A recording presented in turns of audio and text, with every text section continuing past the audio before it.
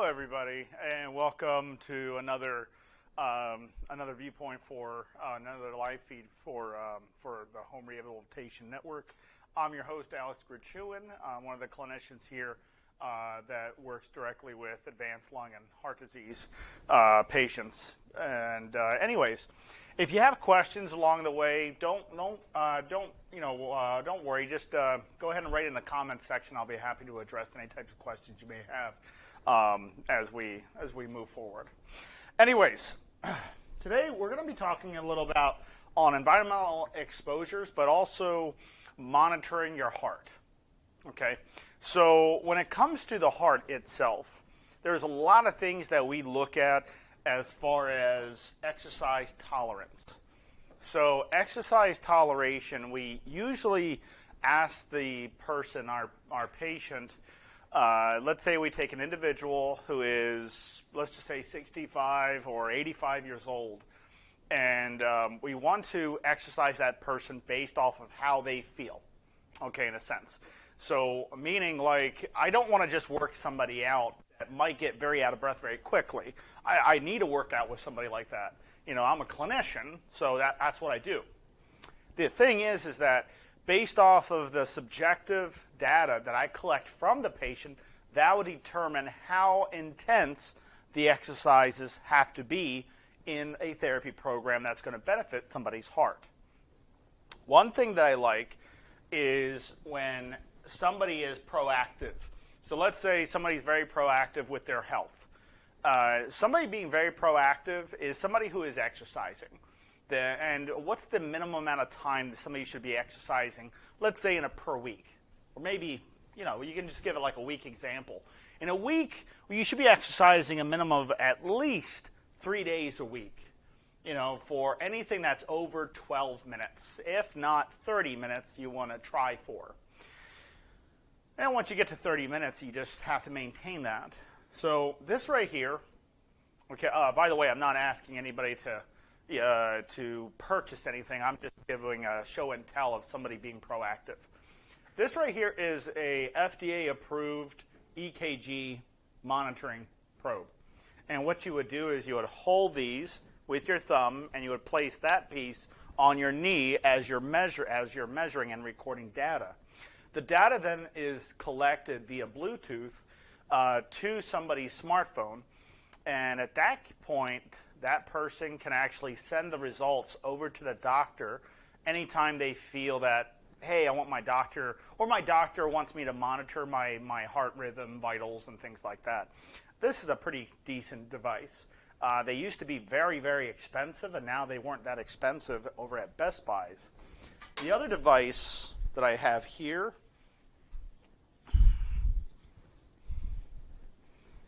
so this device actually wraps around my torso, but it has to be on skin. It has to be skin-to-skin contact, or device-to-skin contact. So it's underneath the shirt, but it wraps around, and it will actually keep track of your heart rhythm and everything as you're exercising. So the monitoring is continuous. So you're continuously monitoring your vitals with this device, and this is a kind of like a step tracker. And what you would do is you put this in your sock or wrap around something around your ankle, or your waist. As you're walking, it'll keep track of how many steps you did that day, or during an exercise. So when somebody's working out, we like to keep remember, we have to base the exercise. When we base the exercise, we have to try to base it off of the person subjectively, not just objectively. So what I mean by that is, let's say you take somebody who is 85 years old. Okay? You take somebody who's 85 years old, and then you minus 220. You subtract it by 220, and that's going to be 135, or 135 beats per minute. Okay. And now I need that patient to work out in a zone of 40% of this max to 80% of this max. Okay? So remember, the 135 is the maximum heart rate. So 135 beats per minute is the maximum somebody needs to be when they're 85 years old. Doesn't matter if you're male or female. 220 always 220 minus the person's age.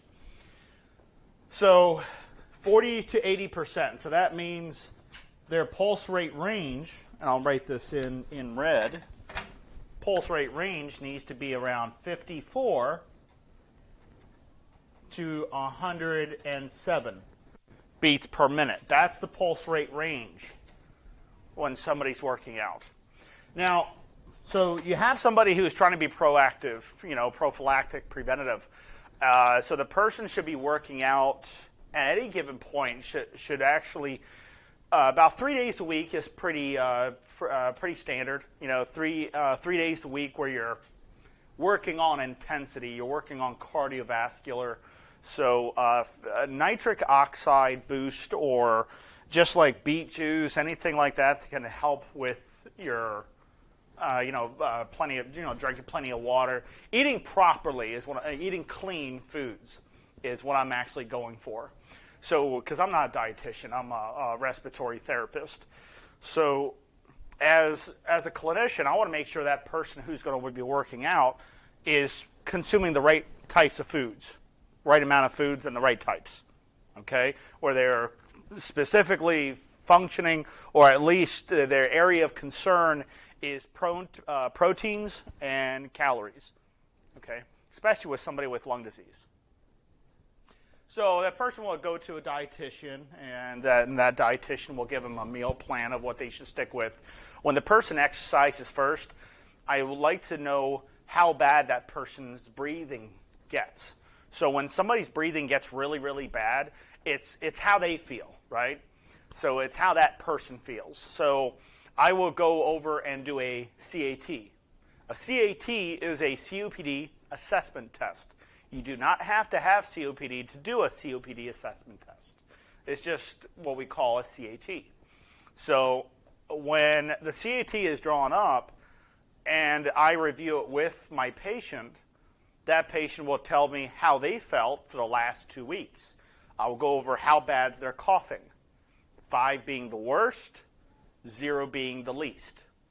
How bad is your congestion? 5 being the worst, 0 being the least. And I'll go over 7 various of questions, and then I'll tally up the numbers and see how severe that person is. Okay. If the number is very high, then I know that person gets out of breath very quickly. They have a lot of problems. It could be sleeping, energy. It could be all sorts of things. So I work out with that person based off of their subjective, not objective, subjective data. Okay, that's what we do as a clinician. Good morning, everybody. That's what I do as a clinician. I don't want to just work somebody out. Let's say you take Karen, or you take Mustang Annie right there, and let's say Mustang Annie, which I'm looking on Facebook, let's say Mustang Annie gets out of breath walking very minimally. It's just very little bit. Let's just pretend. When she walks a little bit, she gets very winded. Okay, so I would ascertain that data and base the therapies off of that person. Okay, and let's say you have Karen also that gets out of breath, but doesn't get out of breath as quickly. Okay, so even though, let's pretend both of these people had the same exact disease, same exact one. Let's say it's COPD. Let's say it's severe COPD. Okay, if it's severe COPD, it doesn't mean that both people will feel the exact same symptoms.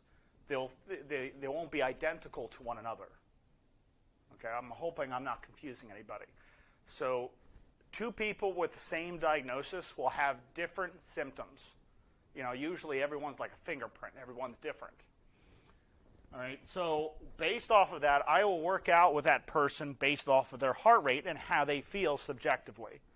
If the person can't walk very far, I will look at and see how much muscle they have on their body.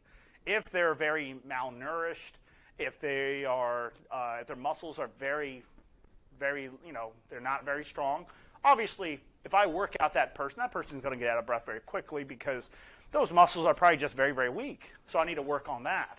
But also, that person gets very out of breath really quickly, but also the lung volumes are very low.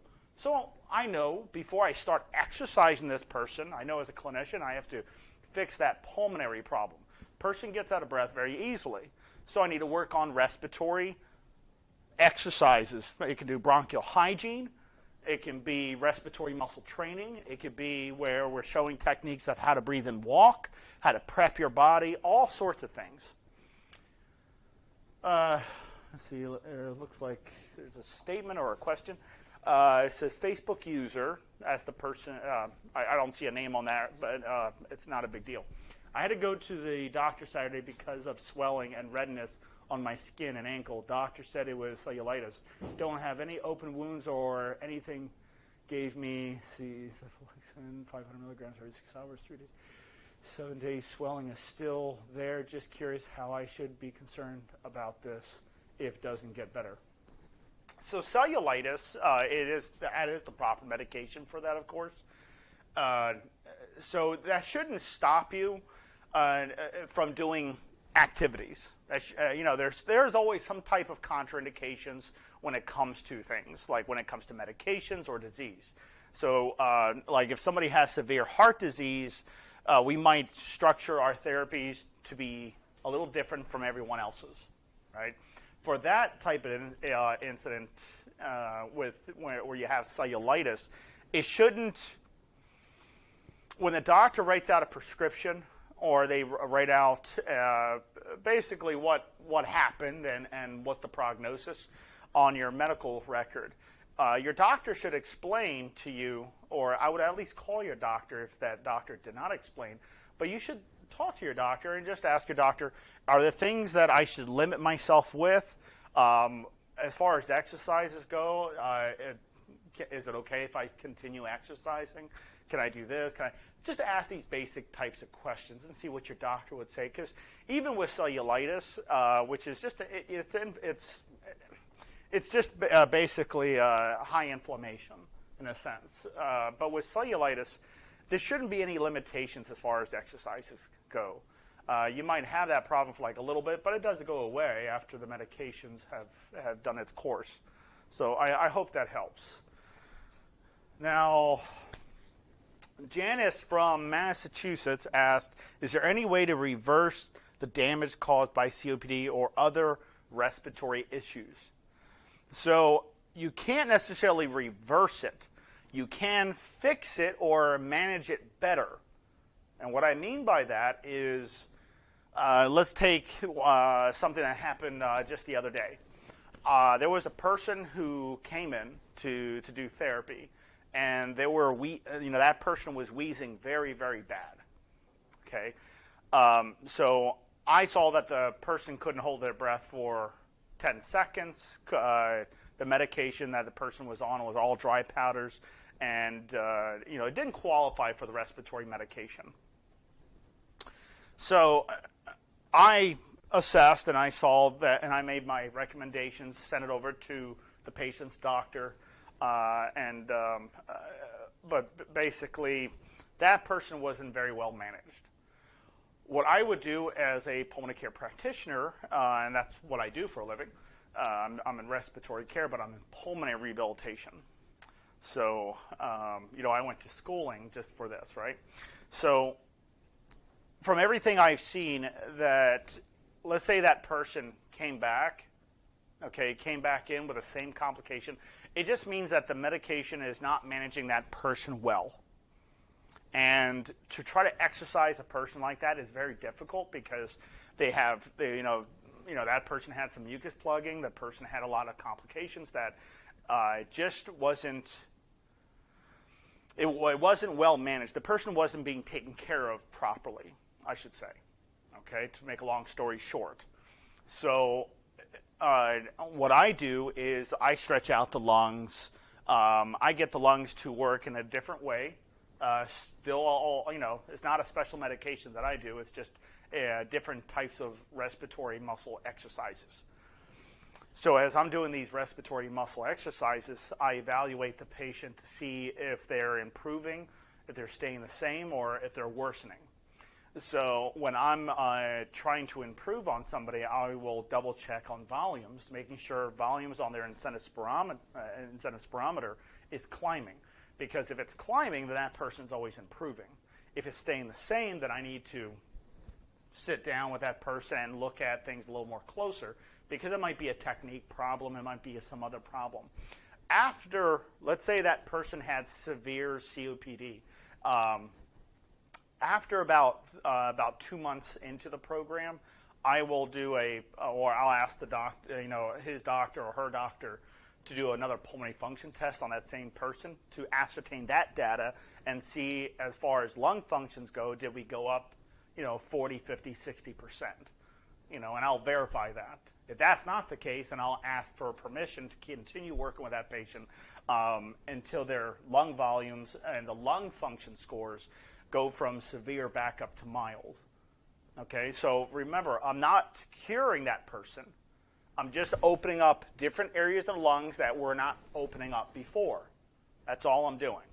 So to answer your question, Janice from Massachusetts, there is no cure, but there is a fix. I know it kind of sounds similar, but it is not a cure. Just because I can get somebody's lung functions back up doesn't mean I'm curing them. They'll still have that damage on the upper lobes on the side, but it shouldn't be as severe. The lungs are more compliant now. You can inhale just fine. Oxygen comes in just fine. Your DLCO is working out really well. Everything looks good. That person's good to go, right? Okay. Rebecca from Southern California asked, are there more exercises to help stretch the lungs? What are the benefits? So there are a lot of exercises to help strengthen up the lungs. Let's go over a few of them, okay? So first,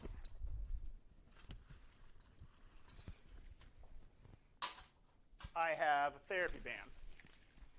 On this therapy band, I can take my therapy band, put it around my torso. I'm not going to tie it into a knot. And I can be seated when I'm doing this. I don't have to be standing. So I pull some tension so it's not loose. Pull some tension. All I have to do is just breathe in deep. But as I breathe in deep, I don't want to breathe fast in. So when I inhale, I don't want to just be super quick. I want to slowly breathe in to my deepest. So I'm going to breathe in.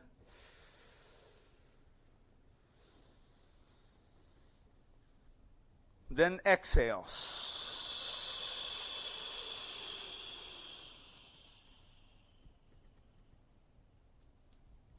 Then inhale.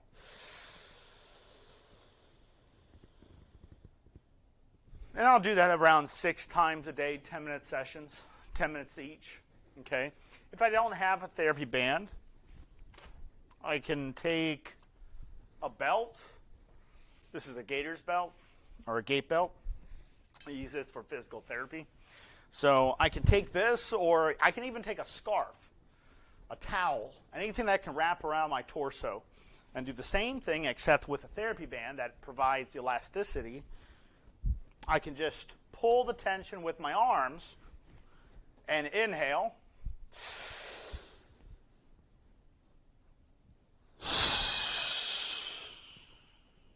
Breathing in. Keeping good tension on there. Doing it 6 times a day, 10 minutes each. If I don't have anything like that, let's say I'm going for water aerobics. I love water aerobics. So if I submerge myself into water, keeping the water level above my shoulders, lower than my chin, the water pressure will push on my thorax, on my chest, equally around. So as I'm in the water, not completely submerged, my head is above the water. But as the water pressure is pushing on my thorax, as I'm doing water aerobics, I just have to encourage deeper breathing with it.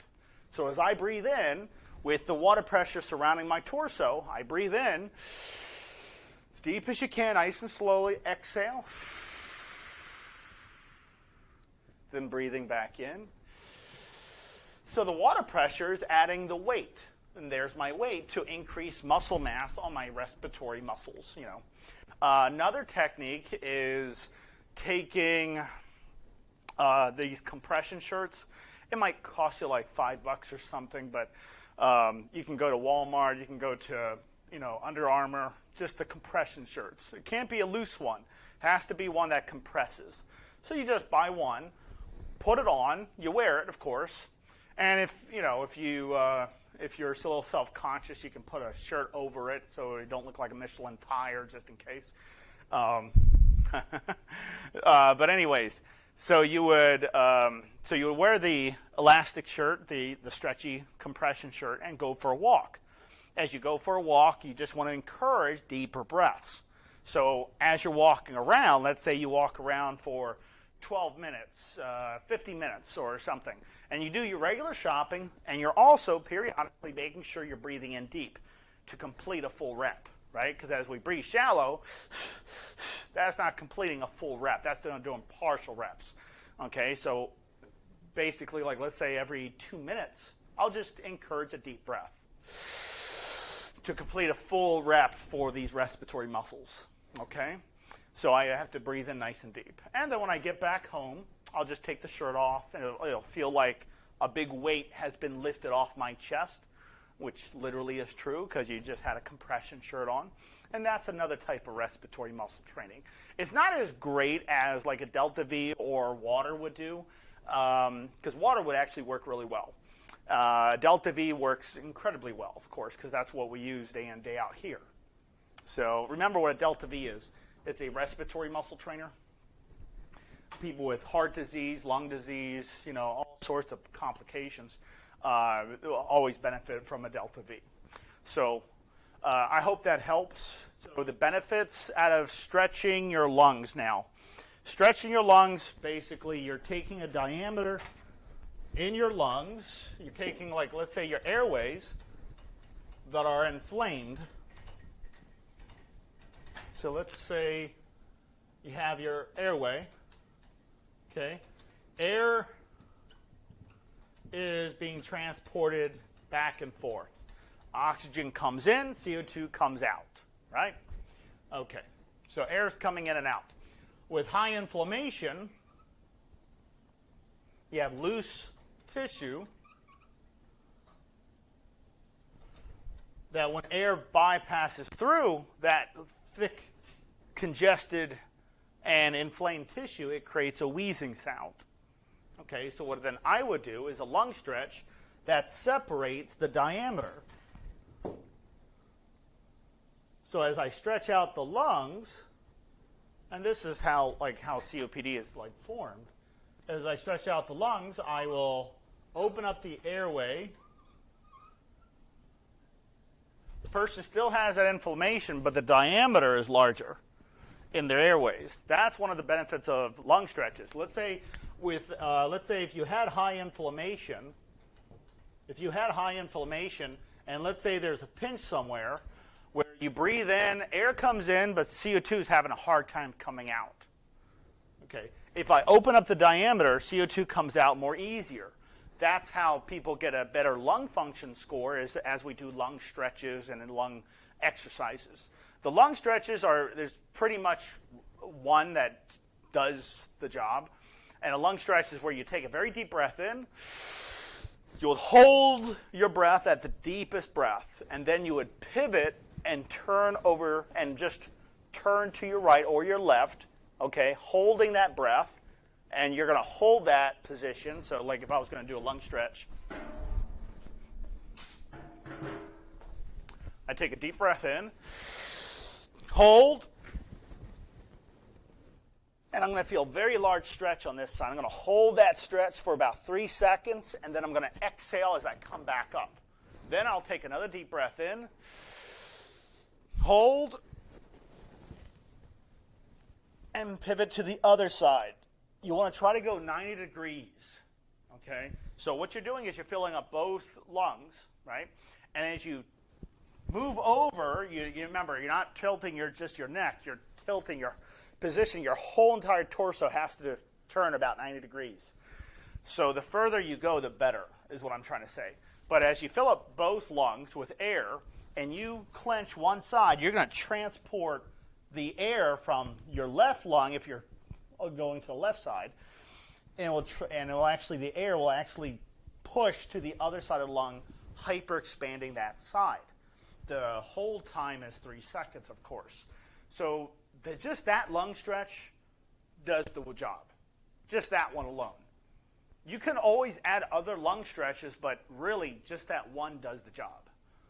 I hope you understand that. I could go over a lot of lung stretches, but that specific one does the work. I know, it will make you feel a little lightheaded. And you know why it makes you feel lightheaded? So if you're feeling lightheaded when you do a lung stretch, well, you have normal intracranial pressures of about 12 to 16 centimeters of water inside your brain. When you hold your breath and you increase the pressure intracranially, and also it will make you feel a little lightheaded. So just slow it down. It's perfectly normal, but just slow it down a little bit. But yes, when you feel a little lightheaded, plus all of a sudden you start opening up collapsed areas in your lungs, start opening them up with those stretches, like atelectasis, that's the collapsing of an alveoli, that's the definition. So atelectasis, whether it be severe or mild, when you're doing that, you're going to pop open some of those lungs that couldn't open up because of the atelectasis. So I hope that helps. Let's see here. John, can you scroll up a little bit? There was that one right there.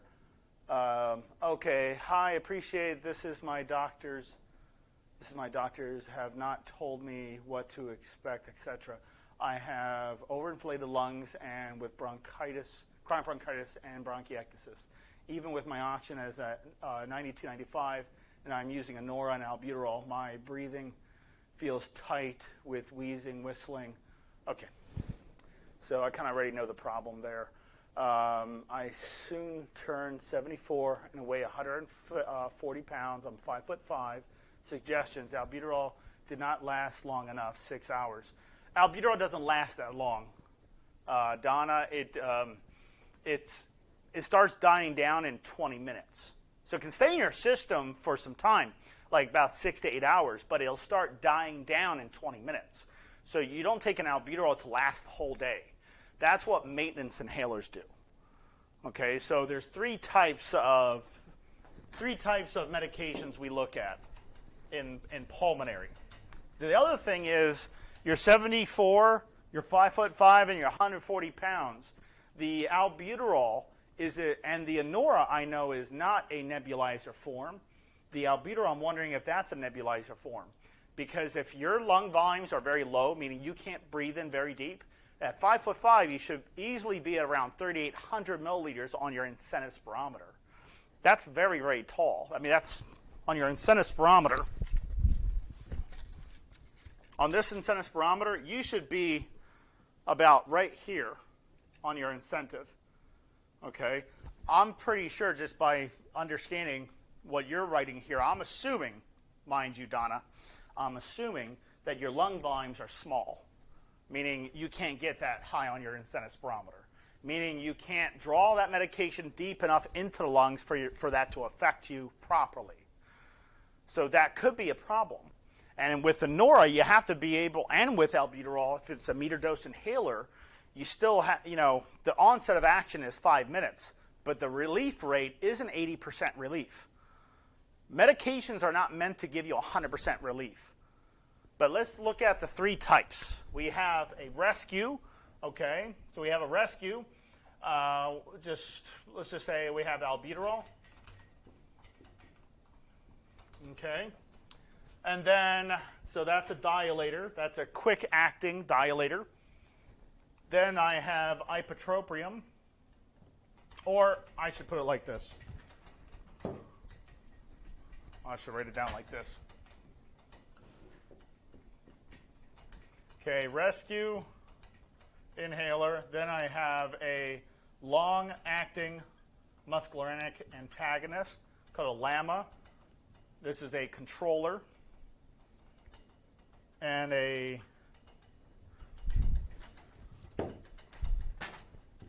inhale corticosteroid. Okay? So you have a rescue inhaler, you have a controller, and you have a steroid. Those are the three that we usually see. LAMA, we can go with tiotropium bromide, that's Spiriva. Ipratropium bromide, liquid form for nebulizer. You can have both of these, which would be a Duaneb. There's some medications that have all these in it, except the albuterol is not a rescue. It's a long-term albuterol. So it's like alpha-motorol, which takes a while, but it tries to relieve you for quite a bit of time.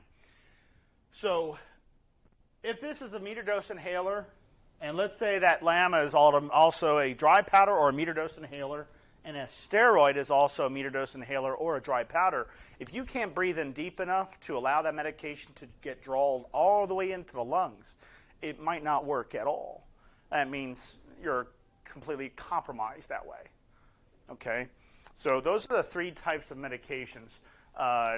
So just from listening, from reading, meaning, I just think the volumes are a little bit low for you.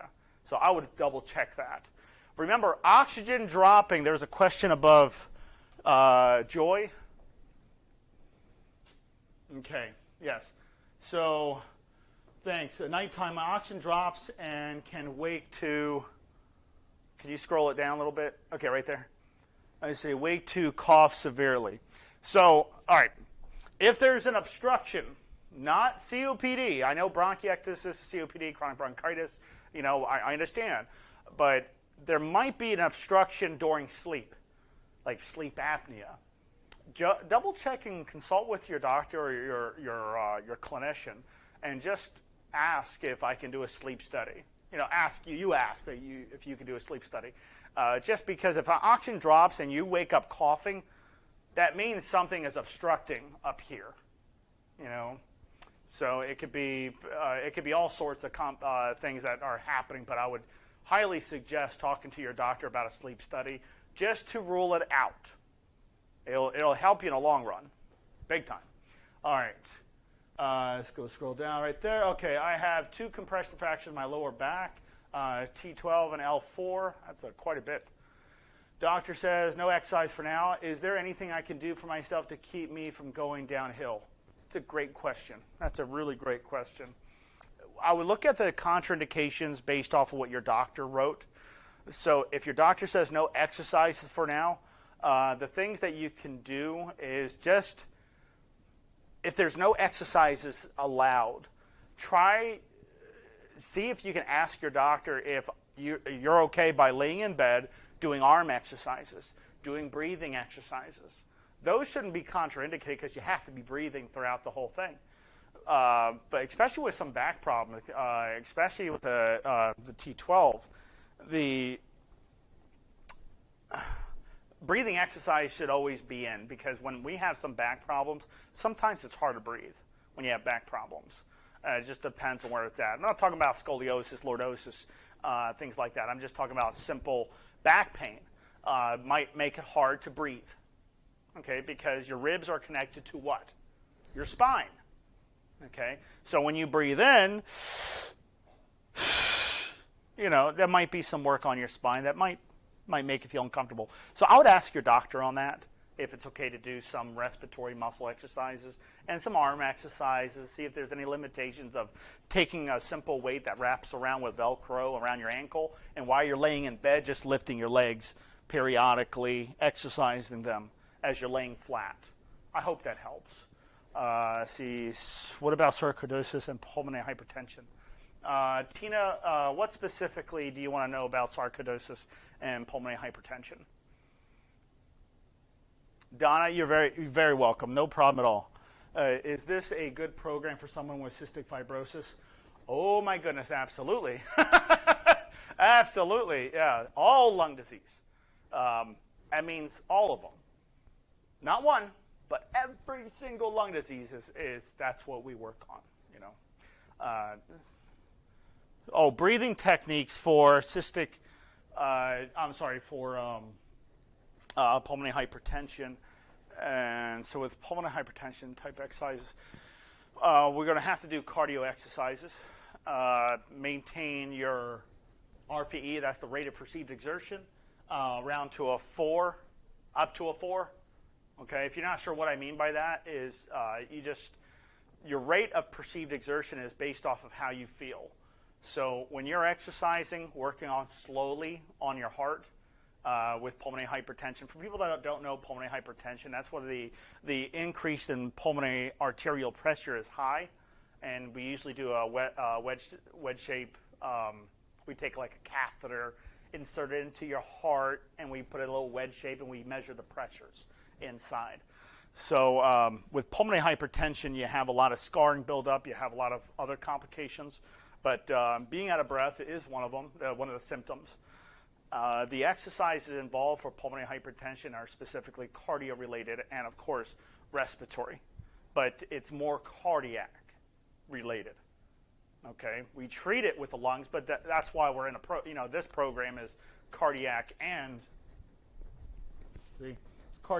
pulmonary rehab. So we do them both.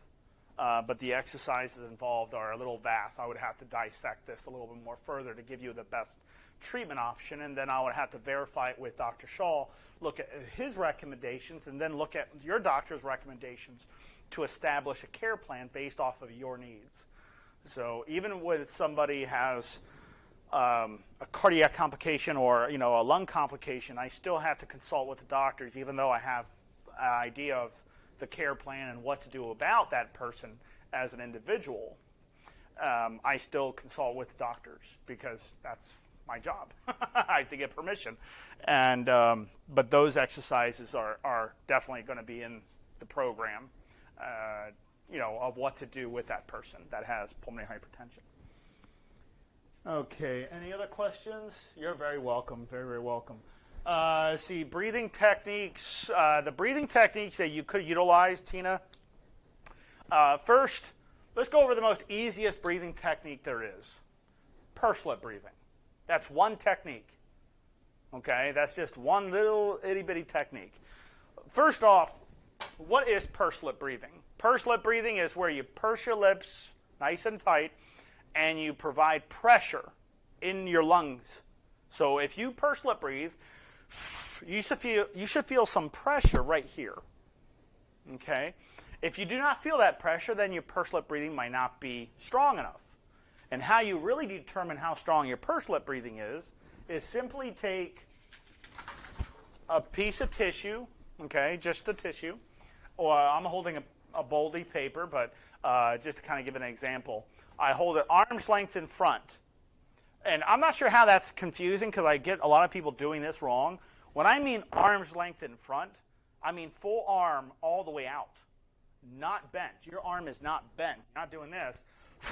Okay? What you're doing is you're putting it all the way out. If you can move that violently with that breath, that pursed lip breathing, then that pursed lip breathing is perfect. That's the right pressure.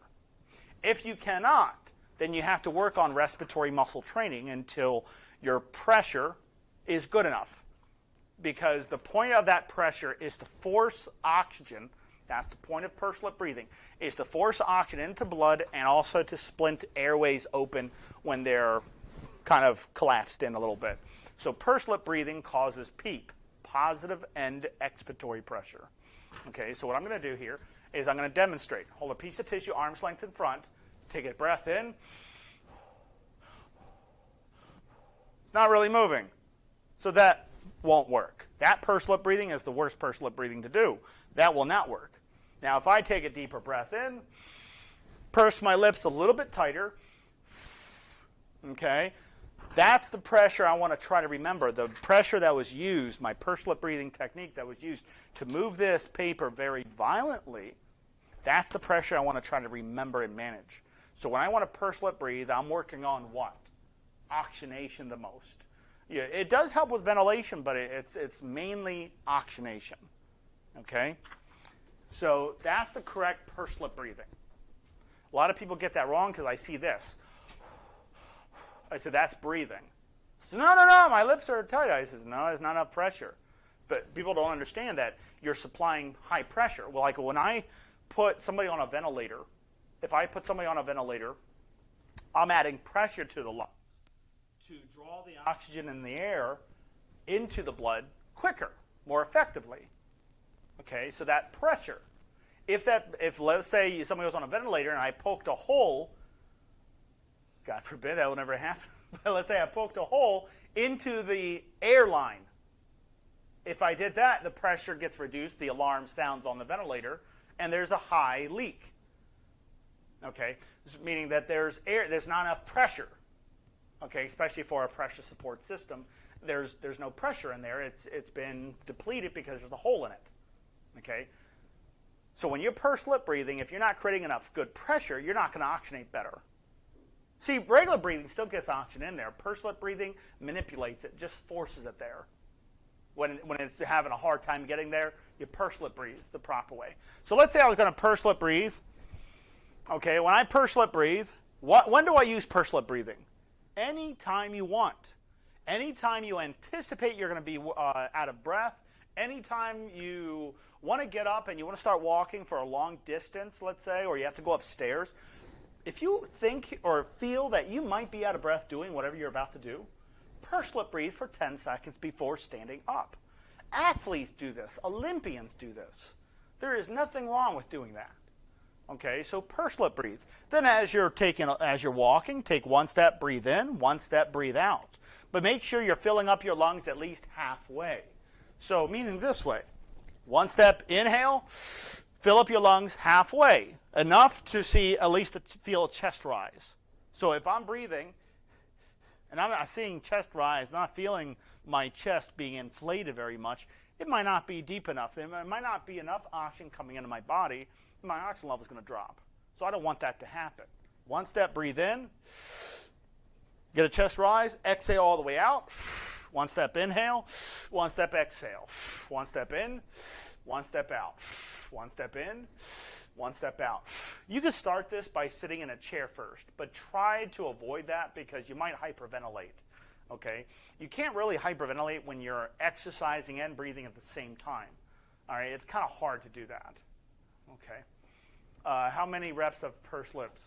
You do it for as long as you feel like, but it's 10 seconds of pursed lip breathing is really what does the trick. So if you do it for 10 seconds minimum, you're doing it right. If you do it for a second or two, you're doing it wrong. If you do it for 10 minutes, still doing it right because the bare minimum is what? 10 seconds. Okay. So you use it when you feel like it. All right. All right. Let's see, Paula. Oh, I'm sorry. Jeanette from Long Island asked, I have a paralyzed right diaphragm. What can I do to help my breathing? Very good question. I love this type of question. It's a great question. Not saying any of the question's a bad question. I'm just... So Jeanette from Long Island asked, I have a paralyzed right diaphragm. What can I do to help with my breathing? So if you have a paralyzed right diaphragm, you're going to have some breathing complications, right? So we're going to work out back intercostal muscles and avoid the diaphragm altogether. So what I'm going to do is show you this way. I'm going to grab this gator belt. I'm going to pretend my diaphragm is completely immobilized. In that case, I would be put on a ventilator if the doctors knew my diaphragm was completely immobilized, because they think you can't breathe. So watch what I'm going to do. This is demonstration. Don't do this. I'm just showing you. Okay? I'm just showing you. So I'm going to compress this all the way in.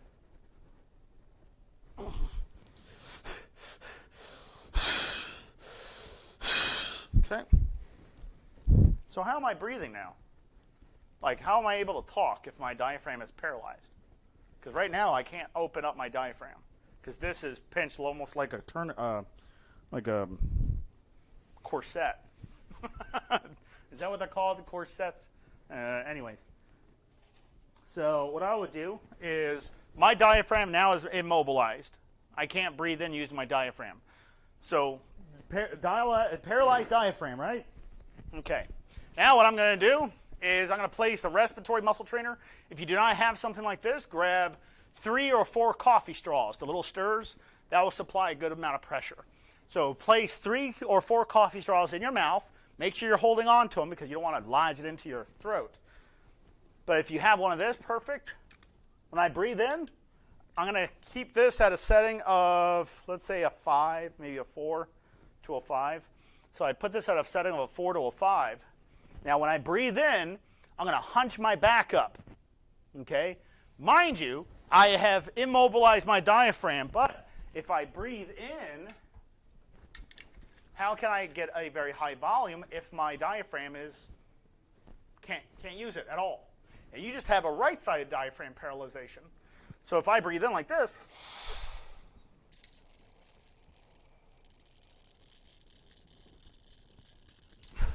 how can I get so high without my diaphragm not being able to function at all?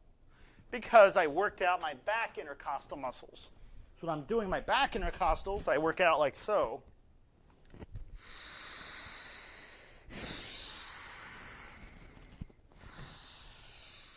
Inhaling through resistance. Nice and deep. Keep going, keep going. Exhale. Inhale.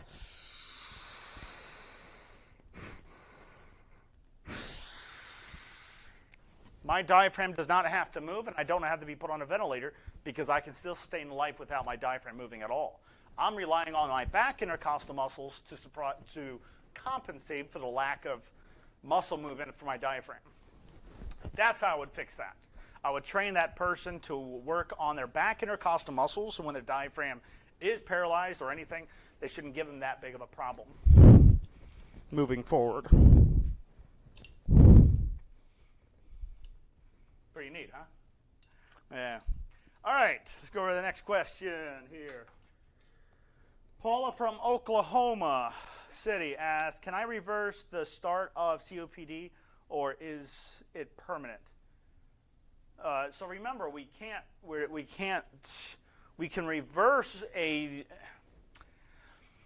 we can increase lung functions. That's easy. We can do that. You know, you can tell yourself it's a cure, but it's not a cure. It's just fixing the problem. You know, you have somebody with lung disease that has a bad score on their pulmonary function test, and you work that out, where their lung function is actually more adaptable. Your lungs are more compliant. It's easier to breathe. It's easier to exhale. Once we get that, and your pulmonary function test scores goes up, you know, did we cure you? No, we didn't cure you. We just fixed the problem. Before, the problem was the muscles were weak. Your air coming in was not coming out as well. You know, things like that. So we kind of fixed that problem. You know, is it a special medication? No. It is just proper exercising, okay? Because you want the proper exercising. You don't want the bad stuff. I hope that helps. Any other questions? Okay. Well, I hope I answered everybody's question. If anybody in here can do me a huge favor, we have a YouTube channel. If you can follow us on YouTube and Twitter, we even have Instagram as well. Karen, I see your question coming up. I'll address that really quick. But yeah, if you can help follow us on Twitter and YouTube, you know, just subscribe to us, just so when we do live feeds, you'll be in the know. Okay. Karen Hamilton, my feet are always cold. What are some good exercises to do for that? All right. Why are your extremities, your feet and your hands, get cold? Okay, so as we age, our veins and our arteries get smaller a little bit, depending if we're exercising enough. And the reason why I add the exercising in this answer is because really that's the fix. So imagine this, okay? Imagine this. Have you ever heard of the term cardiomegalia? Have you ever heard of that term? Well, imagine you have your heart, okay? And let's pretend that the normal pressures are 120 over 70, okay? But going into this heart, it's going to be, let's say, it's going to be 200. Let's say 210. 210 over 110. Let's just pretend, okay? So because that's going to maintain high, let's say I don't manage my blood pressure, and it keeps enlarging. So what happens is the heart is a disease called cardiomegalia. If you keep the pressures in there, okay, too high, the heart will stretch out by itself, called an enlargement of the heart. Same thing with hyperinflated lungs. You have an enlargement of the lung, right? And if you really think about that, it's pretty interesting. The body by itself will enlarge the organ to compensate for the lack of use. It's quite interesting how the body fixes itself like that. Sometimes it does it in the great way, sometimes it does it in the worst way. But anyways, if you keep pressures in there, the heart will enlarge, right? When somebody exercises, let's say their systolic pressure is 120 and the diastolic is 70. During exercising, it is normal for the systolic pressure to climb a little bit. Let's say it jumps up to 142, okay? So it's increasing pressure periodically when you exercise, but it goes back to normal after you stop exercising, okay? That's a normal exercise for the heart. That will keep the veins and arteries at a nice diameter, allowing blood flow to come in and out. When you stop exercising, what happens? When you stop exercise, stop increasing that systolic pressure, meaning you're not exercising anymore, the veins get smaller and smaller and smaller because all the repairing and everything. So it's getting smaller and smaller.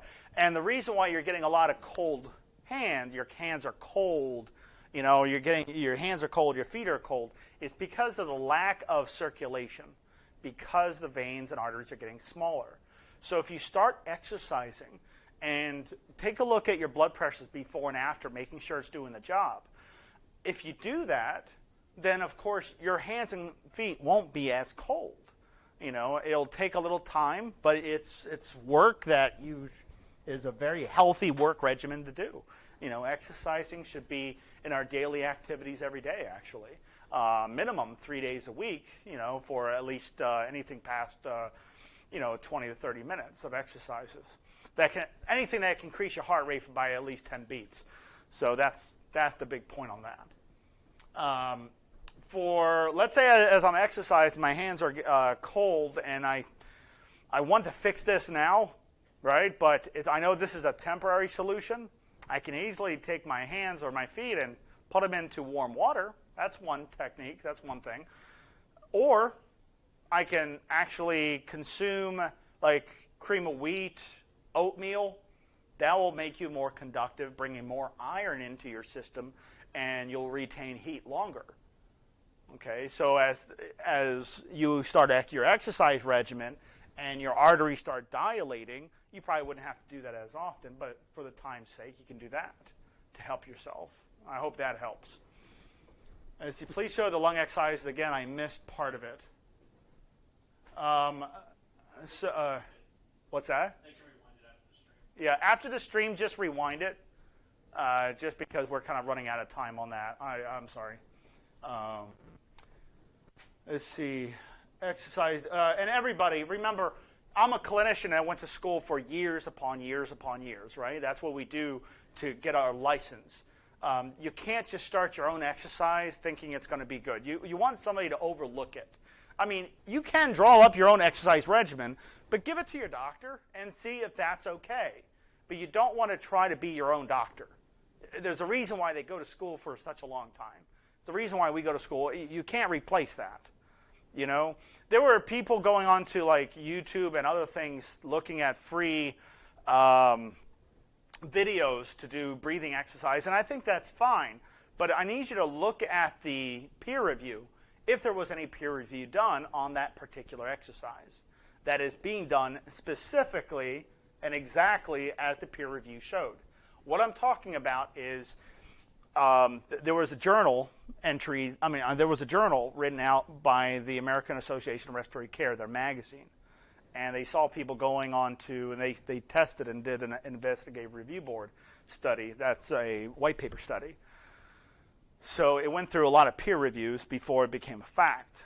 What they saw were people going in trying to get free videos to do things, and they were either causing more harm than good, because there was no one overseeing what they're doing.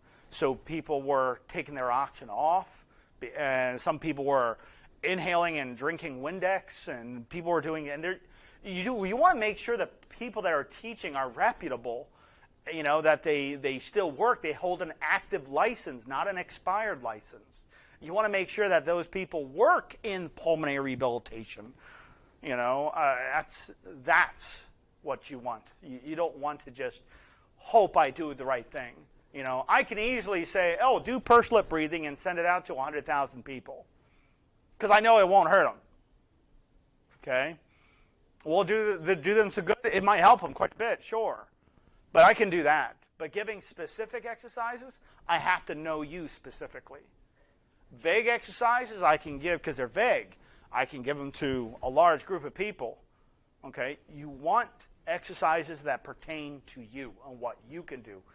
Just by jumping into a gym doesn't mean you're going to get the best results. I can go to the gym every day and not pick up one single weight. It doesn't mean I'm working out. I hope everyone understands. Let's see, I'm 5'2" and weigh 135. What should I be on the volumes? Okay, so let me show you. John, do you got a calculator over there? Yes, I do. Please, thank you. And we'll do a close-up on this. Thank you very much. Okay. Sony? Yep. Okay. Okay. All right. So I have a calculator right here. I just want to show you off the calculator instead of just shouting out numbers. Okay, so what I do is, now you're 5'2", all right? So I'm going to take 5 plus 5. I know it's 10, but I'm just showing on a calculator. Okay, every inch above 5 foot, you add 5 to. Then I add 105. Oops. Okay, and that's 115. Can you see that fine, everybody? There you go. Okay, 115 pounds. That's your ideal body weight now. Now I'm going to convert this to kilograms by dividing by 2.2. That's 52.27. Okay, so I'm just going to say 52. 52 times 65. And press equal. My volume needs to be at 3,380. If you just look at your own ideal body weight instead of having me do it, unless you're in the program, but if all you have to do is just, instead of guessing, instead of just watching, write these things down. When you're trying to learn something, you want to take notes. So the videos and the live feeds that we do, we expect people to take notes, because these are, these are actual things that we talk about all the time in here. So if your max is 3,380, let's just say 3,000, and let's round down to 3,000. Let's just pretend. All you have to be is 1,500 or better on your incentive spirometer. Okay, so that's your range. That's where you need to be at. 2,000 is mine. Yeah. So 2,000, yeah, you're over the 1,500 mark. So then you're good if you're at 2,000. There are times where if it goes a little bit lower, now mind you, if you breathe in fast, you got to make sure, people tend to always look at this only. They don't look at the flow meter. Make sure you're looking at the flow meter. Because if you breathe in too fast, your volumes will not be as high as if you did this way.